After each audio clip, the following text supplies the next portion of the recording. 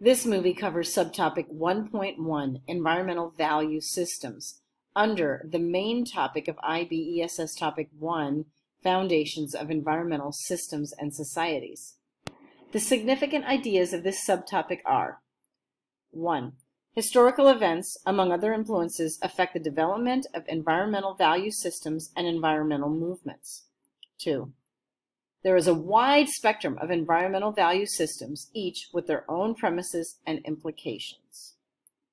The title of this subtopic contains the word systems, so let's begin with that word.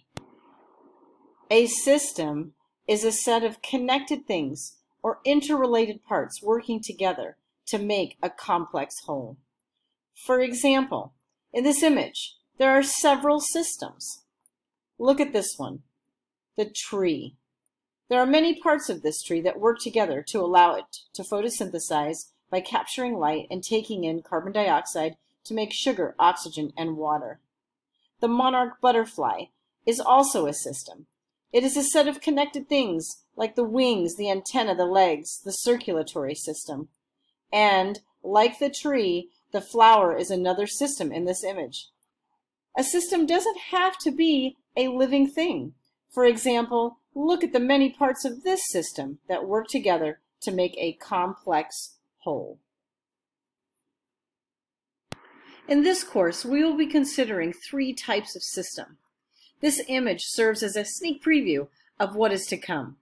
An open system is a system in which both energy and matter can enter and leave the system. In a closed system, you have only an exchange of energy. And in an isolated system, there is no exchange of matter or energy. Most living systems are open systems. And for now, be aware that a system involves inputs that go into the system and are processed. So there is a processing event that happens, or processing events that occur inside the system, resulting in outputs. We will discuss these concepts in more detail later in the course. For this topic, I want to discuss how environmental values can be considered systems. First, you have to realize that an environmental value system is a worldview or paradigm that shapes the way an individual or group of people perceive and evaluate environmental issues. This, of course, is influenced by many different things. This will be influenced by cultural, religious, economic, and socio-political contexts. An environmental value system, or EVS, might be considered as a system in the sense that it might be influenced by education, experience, culture, and media, all inputs, and involves a set of interrelated premises, values, and arguments that can generate consistent decisions and evaluations. These are the outputs. Consider the example of Jane Goodall. When she was a young girl, her father gave her a chimpanzee toy animal, which she loved dearly. Her parents fostered her love for animals. And as a young woman, she went to Africa to study chimpanzees. And there she had many amazing experiences as she observed these animals and became the expert on chimpanzee behavior. All of these experiences were inputs into Jane Goodall's environmental value system. And what are the outputs? She founded the Jane Goodall Institute and the Roots and Shoots Project. She is an advocate and voice for the conservation movement and protection of the earth. She is a huge contributor to the environmental movement. As Jane Goodall is a contributor to the environmental movement, significant historical influences on the development of the environmental movement have come from literature, the media, major environmental disasters, international agreements, and technological developments. The idea that humans impact the environment has been around for a long time. Even in ancient Rome, the Romans were concerned about the problems of air and wind and water pollution that resulted from human activity. Even 2,000 years ago, terrace farming was conducted in China, India, and Peru, partly in an effort towards soil conservation. But the modern day environmental movement as we know it today didn't really begin until the 1960s. And it was jump-started by the work of Rachel Carson and her book Silent Spring. In this book, she warned the world about the effects of DDT on human health. DDT is a pesticide used to kill mosquitoes and other small pests. It is sprayed on vegetation. The vegetation is consumed by animals and fish, which are in turn consumed by humans. If you have a small amount of pesticide on a small amount of plants, but the rabbit comes through and consumes a lot of the plants, then you have an accumulation of the pesticide in the rabbit or the fish. If the fish is doing the eating, then the human maybe eats 2 rabbits or many fish. You then have biomagnification of the pesticide in the human. The term biomagnification is a sneak preview of what is to come in more detail later in this course. However, in Rachel Carson's book, she identified that this biomagnification of DDT in humans resulted in increased levels of cancers. Her book really made the world aware of the impact that certain chemicals can have on the environment and human health. Her work resulted in the banning of DDT in many countries. In addition to the work of Rachel Carson, there are many other individuals and groups contributing to the environmental movement. These include environmental pressure groups, such as Greenpeace. Corporate businesses also play a role, especially those that are established throughout the world. And sometimes their role is to push back on the environmental movement because their product often has an impact on the environment, though they are producing things that we as humans want and use. Governments also play a role in the environmental movement. For example, Costa Rica is a country that aims to be 100% fossil-free in the near future. They already generate 90% of their electricity from renewable resources. There are intergovernmental bodies, such as the United Nations, that also make policies and influence worldwide decisions on the environment.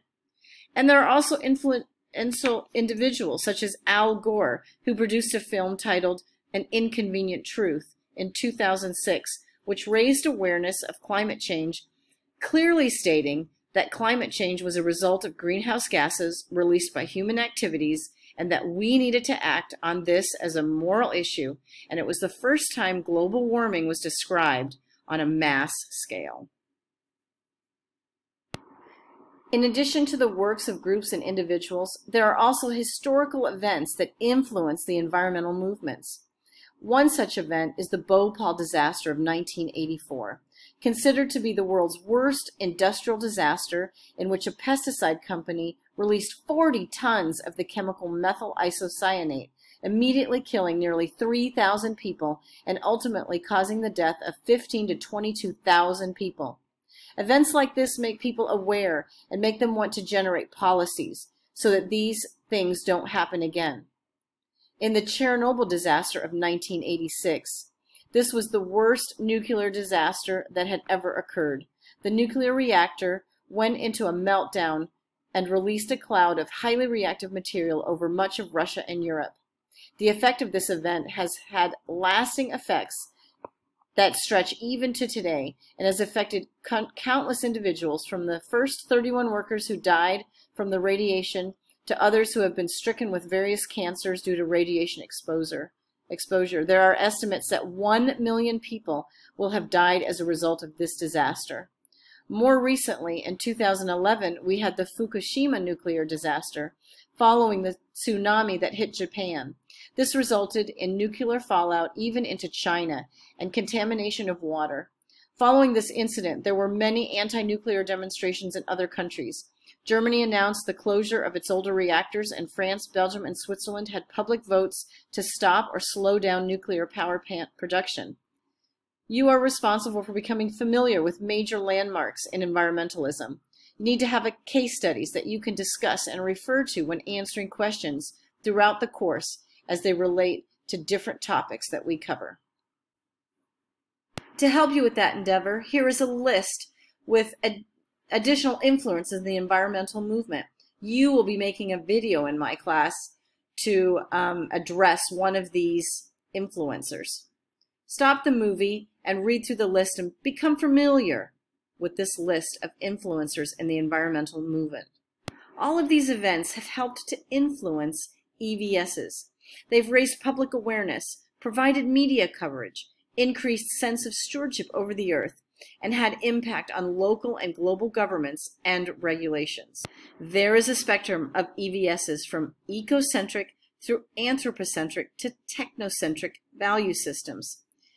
Keep in mind that different EVSs ascribe different intrinsic values to components of the biosphere. I will now define these different EVSs.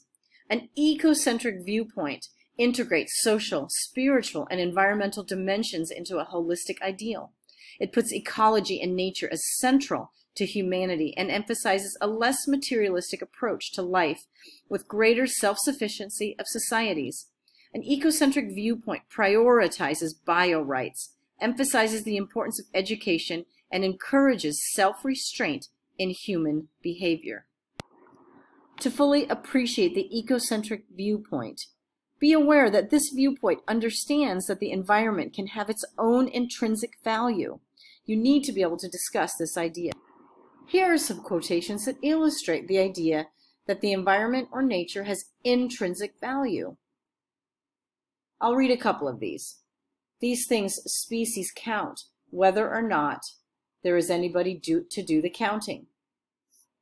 Species have value in themselves, a value neither conferred nor revocable, but springing from a species' long evolutionary heritage and potential. And this last one, endangered species are objectively valuable kinds, good in themselves. They do have their own welfare. Respect for life ought to be directly based on this value. Stop the movie and read through these quotes. Do you agree or disagree? Here are some headlines from the recent news indicating a growing movement towards identifying nature as having rights of its own. The idea that nature has intrinsic value is making the headlines.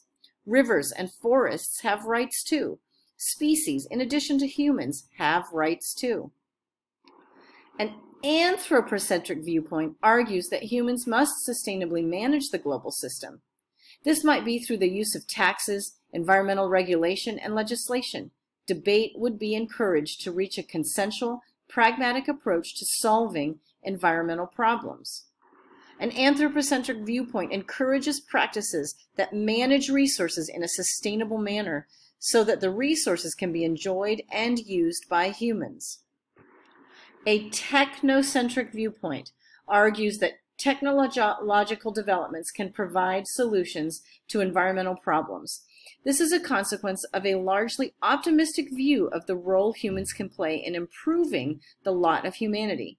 Scientific research is encouraged in order to form policies and understand how systems can be controlled, manipulated, or exchanged to solve resource depletion.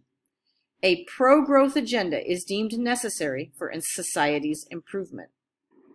Technology already has made huge progress in developing more energy and water-efficient technology. And check out this example.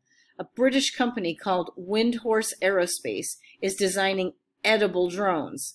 The idea is that the drone will be constructed of various foodstuff to drop supplies and then itself into territories in need of aid.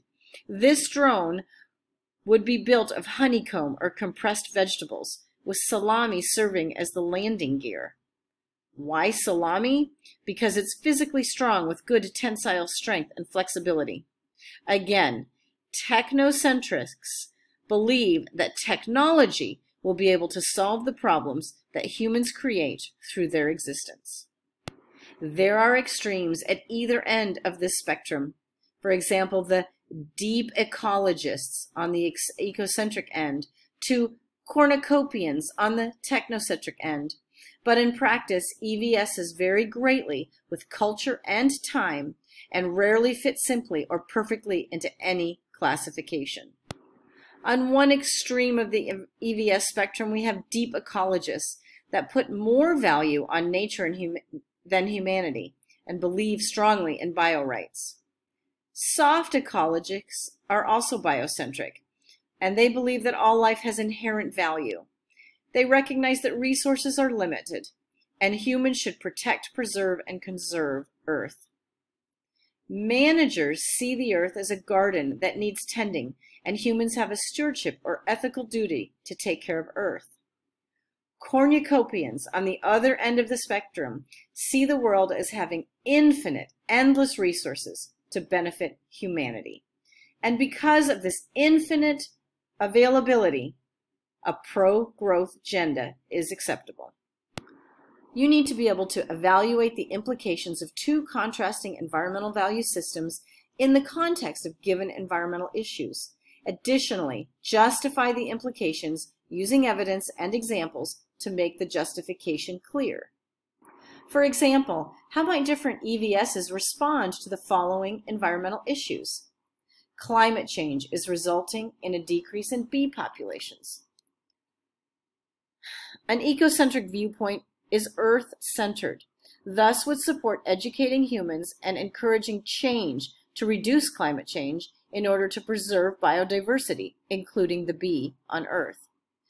An Anthropocentric view would also support policies to reduce climate change, recognizing that we need a healthy Earth to survive ourselves. Biodiversity supports and enhances the pleasures of human life, so we should do what we can to preserve it. Furthermore, bees are key in pollination, so we would do what we can to save them. We need them for our food source.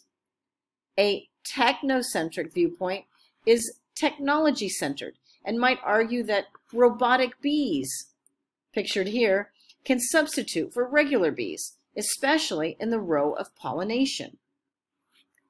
How about this environmental issue? Increase of world population is resulting in a decline of Earth's resources and biodiversity.